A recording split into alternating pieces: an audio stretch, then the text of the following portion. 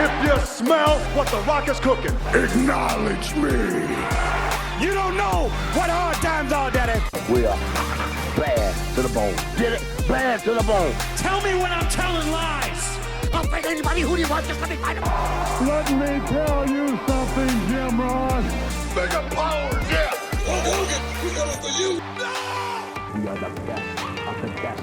Woo! Wheeling dealing. Smart marks. And that's the bottom line, cause Stone Cold said so. Hey y'all, this is Adalid here with Talking in the Building, a pro wrestling podcast where we focus on the promo. Here with my partner, my compatriot, my compadre, Adrian. What's up, y'all? And yeah, what's going on, guys? And we're here looking at the hottest promo of the year, it seems like, and we're at the end of the year. This is the Punk Seth Rollins promo. What a promo. What an interaction. I mean, it said everything that had to be said. And truthfully, there was no lies said on either side. So we're going to dive right into it and take a look at it. And as we go along, we're reacting. This is your first time listening. We look at a promo, we react to it, we talk about it from a historical sense, from a personal point of view, and just really looking at what makes a promo great. And this is certainly one of them. So we're going to pick it up. This is a few minutes in. So the entrances have happened. Both men are in the ring, and they're about to go into it. They are about to tear each other up verbally, and it feels almost like there's some personal shots in here too. Let's go. Let's dive in. Let's go. Took his ball and went home. The most industry plant, cliche bootlicker line I've ever heard in my entire life. What paragon of virtue did you get that from, huh? Who originally said that? That wanted to turn the people against the boys when he got told no, or when he got told you're wrong? Did Stone Cold Steve Austin take his ball and go home? You know, I haven't seen the man around these parts in quite some time. Did she take her ball and go home too? Or is it just me, Seth? Oof, so much to unpack there. Oh Yes. my gosh. Beautiful. Oh my gosh. Man, just right off the top, we talk about worked shoots, and you talk, I mean, this got to be up there. Has to be up there. And there's so much stuff we heard, obviously through the dirt sheets and rumor and innuendo, but so much of it was just addressed as being the truth, right?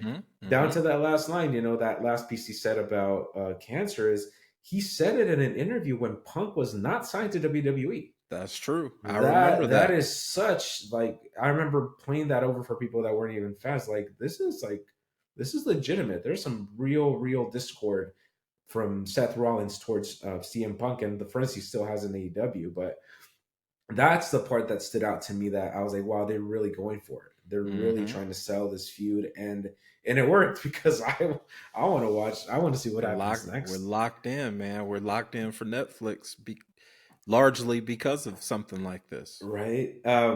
Did you think they would go this far and mention, to be honest, some things that the majority of the audience isn't going to have any context for? Yeah, for sure. To be honest, I did imagine that they would get there when it comes to personal shots, because like you said, it does feel like it's a legit beef between the two, but they're both professionals to the point where, hey, we're going to go out there. It's an agreement, like a gentleman's agreement. Right. Everything's on the table. You shoot at me, I'm going to shoot back at you. Just know that. It's very old school in that sense. It really did add some gasoline to what should be a really good match, or what I ideally still think that's going to be at WrestleMania. Oh yeah. But you keep hearing certain things with Punk and possibly Roman, but I think that's the money is Seth Punk and Drew McIntyre for me. But that's me. But you could tell that it's two professionals who don't like each other, and it's a gentleman's agreement of, you're going to shoot at me, I'm going to shoot at you. It is what it is. I mean, for better right now, he has a couple of those lined up. I mean, Yes. KO famously they didn't get along since ROH, right? They had their instance. Sammy just came around, and I guess they had some kind of like, again, gentleman's agreement, like, hey, we'll leave it where it is, and we move forward. So it'll be interesting to see beyond this also where like this develops, because there's so many things that are evergreen in this promo for me. That's right, sure. because we're looking at two guys who are kind of the prototypical type for their era. I mean, you've been seeing Rollins longer than I have, because you just evolved at Wrestling Society X, if I remember right. And to me, he is the direct lineage of Punk. He is Punk 2.0, and that is not a knock on Rollins. Not that at is all. in fact a complete praise of Rollins, because he was not the promo guy early on. Not at all. He was not. I mean, it was Ambrose, right? It was Moxley who was good on the mic, and he kind of came into it. So I think that says a lot for kind of this feud. And like you said, I hope it doesn't end here. I mean, I don't think it will. But, I don't think so. Barring injury on both guys, because they've had that history this year. But what kind of stood out to you the most in terms of where you really had to think, was this something or was it, the kind of what you said is like, were they saying, all right, here are the points we're hitting, but everything else is fair game and don't get hurt, basically? It just really seems like Punk was truly responding to what Seth literally just laid out to the people. Yeah. And that's what I enjoyed about it, because oftentimes promos come off as promos. Right. Especially a decade ago, WWE, it was you send John Cena out, and then whatever heel he may face is gonna cut their promo, and then he's gonna cut their, and it wasn't as organic as this one. Yeah. Exactly. So this one, Seth laid it out. He said, hey, this guy took his ball and went home. He took his ball and went home. Punk took that and flipped it back on him. And then once you're mentioning his wife, I don't know about you, Adalid, but I know over here, you mention my wife, it's an issue. Oh, yeah. You know what I'm saying? Oh, yeah. So it's those kind of things where they're teetering. It just, the tension was teetering the entire time. Like you just said, man, one of these guys is going to say something that goes overboard and gets punched in the mouth. And that's that element of realism that we want, that we yearn for when it comes to professional wrestling.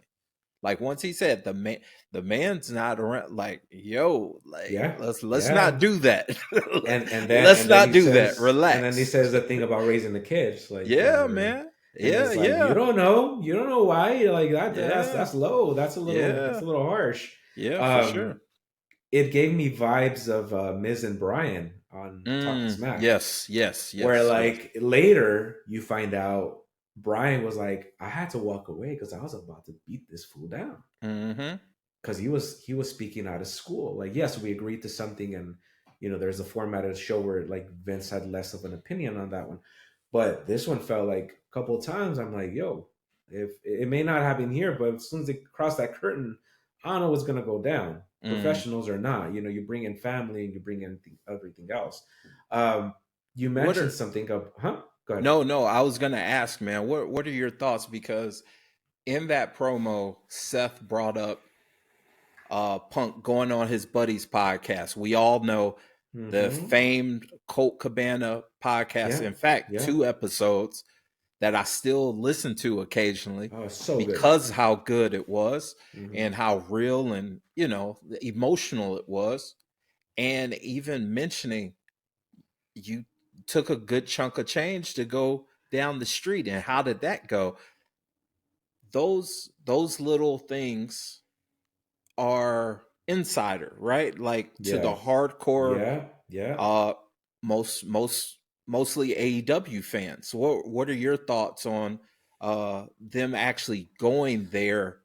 And because in the past it's been critiqued, Like, okay, if Punk brings up something AEW related, it's kind of a waste because these people don't know this. That's what the narrative has been.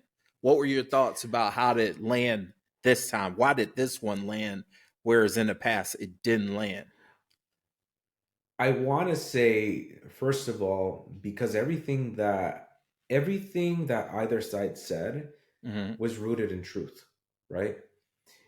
And we always say the promos where I think you're speaking truth and you're speaking from the heart are the ones that I'm going to hang on to, the ones that I'm going to care about what you're going to do next and eventually what your match is, because that's just the format of wrestling, right?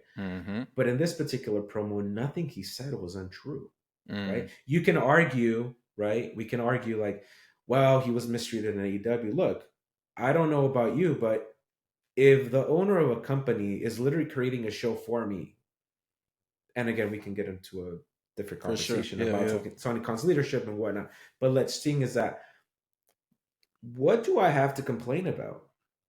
Right? I'm getting paid millions of dollars and I'm complaining about it. I'm sorry, but that was always my thing with Punk. It's like, okay, you got into arguments. Dude, you got into a fight with someone who was years younger than you in the business. And that was the crux of you leaving? Like, something just never clicked. And again, we don't know backstage what happened. We don't know the ins and outs of it.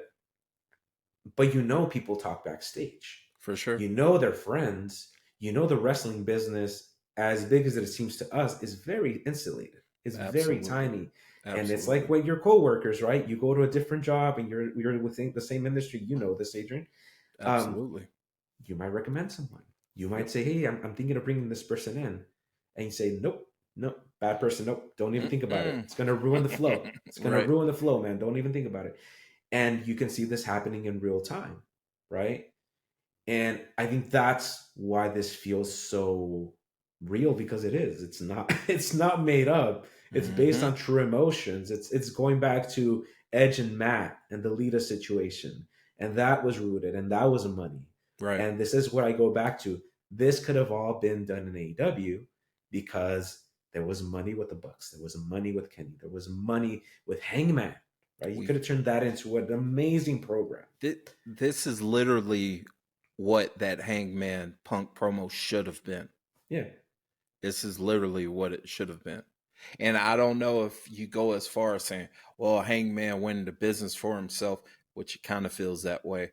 But also, to your point, Punk didn't make the situation that much better. It seemed like he was Punk and everyone else. And that's literally what the perception is coming from us as fans. We don't know the true reality of it, but that's what the perception was, especially looking back on that whole situation.